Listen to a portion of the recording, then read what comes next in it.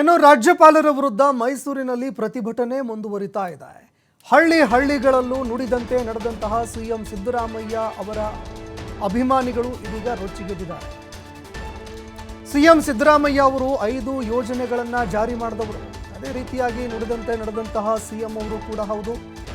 ಅಪಾರ ಅಭಿಮಾನಿ ಬಳಗವನ್ನು ಹೊಂದಿರುವಂತಹ ಸಿಎಂ ಮೇಲೆ ಗಂಭೀರ ಆರೋಪಗಳು ಕೇಳಿ ಬರ್ತಾ ಇತ್ತು.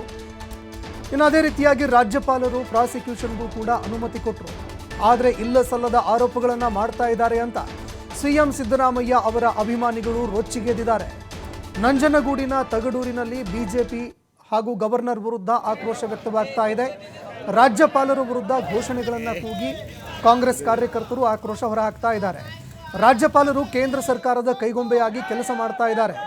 ಕಾನೂನನ್ನು ಗಾಳಿಗೆ ತೂರಿರುವಂತಹ ರಾಜ್ಯಪಾಲರಿಗೆ ಗೋ ಬ್ಯಾಕ್ ಅಂತ ಘೋಷಣೆ ಕೂಗಿ ಆಕ್ರೋಶ ಹೊರಹಾಕಿದ್ದಾರೆ. ರಸ್ತೆಯಲ್ಲೇ ಟೈರ್ಗೆ ಬೆಂಕಿ ಹಚ್ಚಿ ಬಸ್ ತಡೆದು ಪ್ರತಿಭಟನೆ ಮಾಡಿದ್ದಾರೆ. ಇನ್ನು ಈ ಹೋರಾಟ ಹಳ್ಳಿಗಳಿಗೂ ಕೂಡ ತೆರಳುತ್ತಾ ಇದೆ. ಅದರಲ್ಲೂ ಸಿಎಂ ಸಿದ್ದರಾಮಯ್ಯ ಯಾವಾಗ ಸಿಎಂ ಆದರೂ ಯಶಸ್ವಿಯಾಗಿ 5 ವರ್ಷಗಳವರೆಗೆ ತಮ್ಮ ಕಾರ್ಯವನ್ನು ಪೂರ್ಣಗೊಳಿಸಿದ್ರು. ಅದೇ ರೀತಿಯಾಗಿ ಮತ್ತೊಮ್ಮೆ ಸಿಎಂ ಆದರು. ಮತ್ತೊಮ್ಮೆ ಸಿಎಂ ಆಗೋದಕ್ಕಿಂತ ಮುಂಚೆ ಏನೆಲ್ಲ ಒಂದು ಭರವಸೆಗಳನ್ನು ಕೊಟ್ಟಿದ್ರು, ಅದರಲ್ಲೂ ಗ್ಯಾರಂಟಿ ಯೋಜನೆಗಳು, ಮಹತ್ತರವಾಗಿರುವಂತಹ ಗ್ಯಾರಂಟಿ ಯೋಜನೆಗಳು, ಎಲ್ಲ ಯೋಜನೆಗಳನ್ನು ಯಶಸ್ವಿಯಾಗಿ ಜಾರಿಗೊಳಿಸಿದ್ರು. ಇನ್ನು ಅದೇ ರೀತಿಯಾಗಿ ರಾಜ್ಯವನ್ನು ಕೂಡ ಯಶಸ್ವಿಯಾಗಿ ಮುನ್ನಡೆಸುವಂತಹ ಕೆಲಸವನ್ನು ಮಾಡ್ತಾ ಇದ್ದಾರೆ. ಈ ನಡುವೆ ಈಗ ಕೇಳಿಬಂದಿರುವಂತಹ ಒಂದು ಆರೋಪಕ್ಕೆ ಸಂಬಂಧಪಟ್ಟಂತೆ ರಾಜ್ಯದ ಮೂಲೆಯಲ್ಲೂ ಅದರಲ್ಲೂ ಹಳ್ಳಿಗಾಡಿನಲ್ಲಿ ಅಪಾರ ಪ್ರಮಾಣದಲ್ಲಿ ಸಿಎಂ ಸಿದ್ದರಾಮಯ್ಯ ಅವರ ಬೆಂಬಲಿಗರಿದ್ದಾರೆ. ಜನರು ಸ್ವಯಂ ಪ್ರೇರಿತವಾಗಿ ರಸ್ತೆಗೆ ಬಂದು ಇದೀಗ ಹೋರಾಟ ಮಾಡೋದಕ್ಕೆ ಅಂತ ಮುಂದಾಗ್ತಾ ಇದ್ದಾರೆ.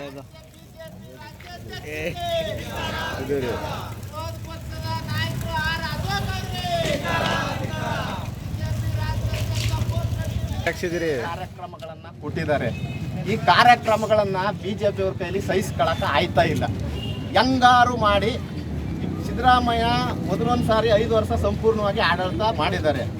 ಈಗಲೂ 5 ವರ್ಷ ಆಡಳಿತ ಮಾಡಿಬಿಡ್ತಾರ, ಇವರು ಯಾವುದೇ ರೀತಿ ಹಗರಣ ಇಲ್ಲ ಅನ್ನೋ ಉದ್ದೇಶ ಇಟ್ಕೊಂಡು ಹಿಂಬಾಗಿಲಿನಿಂದ ಬಂದು ಅಧಿಕಾರ ಹಿಡಿಬೇಕು ಅನ್ನೋ ಸಂಚಿನಿಂದ ದುರುದ್ದೇಶದಿಂದ ಇವರು ದೇಶದ ರಾಜಕಾರಣವನ್ನು ಅಹಿಂದ ನಾಯಕ ವಿರುದ್ಧ ಷಡ್ಯಂತ್ರ ಮಾಡ್ತಾ ಇದ್ದಾರೆ. ಬಿಜೆಪಿ ಕೈಗೊಂಬೆಯಾಗಿ ವರ್ತಿಸ್ತಾ ಇದ್ದಾರೆ ರಾಜ್ಯಪಾಲರು. ಮೊದಲನೇದಾಗಿ ಅವರಿಗೆ ನಮ್ಮ ಧಿಕ್ಕಾರಗಳು. ಸಿದ್ದರಾಮಯ್ಯ ಸಾಹೇಬರು ಏನು ಆಡಳಿತ ಮಾಡವ್ರೆ, ಬಡವ್ರ ಪರ, ನೊಂದವ್ರ ಪರ. ಈ ಬಗ್ಗೆ ಮತ್ತಷ್ಟು ಮಾಹಿತಿ ಕೊಡ್ತಾ ಹೋಗ್ತಾರೆ ಪ್ರತಿನಿಧಿ ಪುನೀತ್ ಫೋನ್ ಸಂಪರ್ಕದಲ್ಲಿ ಜಾಯ್ನ್ ಆಗಿದ್ದಾರೆ. ಪುನೀತ್, 5 ಗ್ಯಾರಂಟಿ ಯೋಜನೆಗಳನ್ನು ಸಿಎಂ ಸಿದ್ದರಾಮಯ್ಯ ಅವರು ಯಶಸ್ವಿಯಾಗಿ ಜಾರಿ ಮಾಡಿದ್ದು. ದೇಶದ ಮೂಲೆಯಲ್ಲೂ ಕೂಡ ಇವತ್ತು ಜನ ಅವರನ್ನು ಆರಾಧಿಸ್ತಾ ಇದ್ದಾರೆ. ಅಷ್ಟೇ ಜನರು ಅವ್ರನ್ನ ಪ್ರೀತಿಸ್ತಾ ಇದ್ದಾರೆ ಕೂಡ. ಈ ಸಂದರ್ಭದಲ್ಲಿ ಇಂತಹದ್ದೊಂದು ಗಂಭೀರ ಆರೋಪ, ಅದರಲ್ಲೂ ಪ್ರಾಸಿಕ್ಯೂಷನ್ಗೆ ಅನುಮತಿ ಕೊಟ್ಟಿರುವಂಥದ್ದು ತೀವ್ರ ಆಕ್ರೋಶಕ್ಕೆ ಕಾರಣವಾಗ್ತಾ ಇದೆ. ಹಳ್ಳಿಗಳಿಂದಲೂ ಕೂಡ ಜನ ಇದೀಗ ಸ್ವಯಂ ಪ್ರೇರಿತವಾಗಿ ಹೋರಾಟಕ್ಕೆ ಬರ್ತಾ ಇದ್ದಾರೆ. ಹೀಗಾಗಿ ಹೋರಾಟದ ಸ್ವರೂಪ ಹೇಗಿದೆ, ಮುಂದಿನ ದಿನಗಳಲ್ಲಿ ಮತ್ತಷ್ಟು ತೀವ್ರ ಆಗಬಹುದಾ ಈ ಹೋರಾಟ ಅಂತ?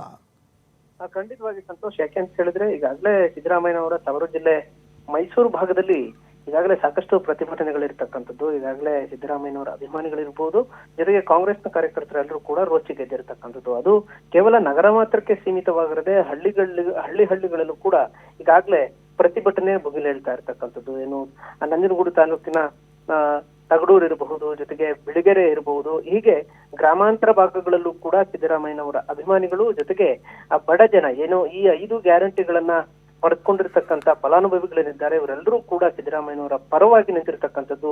ಜೊತೆಗೆ ಬಿಜೆಪಿ ಮತ್ತೆ ರಾಜ್ಯಪಾಲರ ವಿರುದ್ಧ ಆಕ್ರೋಶವನ್ನು ವ್ಯಕ್ತಪಡಿಸ್ತಾ ಇರ್ತಕ್ಕಂಥದ್ದು. ಮುಖ್ಯವಾಗಿ ರಾಜ್ಯಪಾಲರು ಸಂವಿಧಾನದ ಪ್ರಮುಖರಾಗಿ ಅವರು ತಮ್ಮ ಜವಾಬ್ದಾರಿಯನ್ನ ಮರೆತು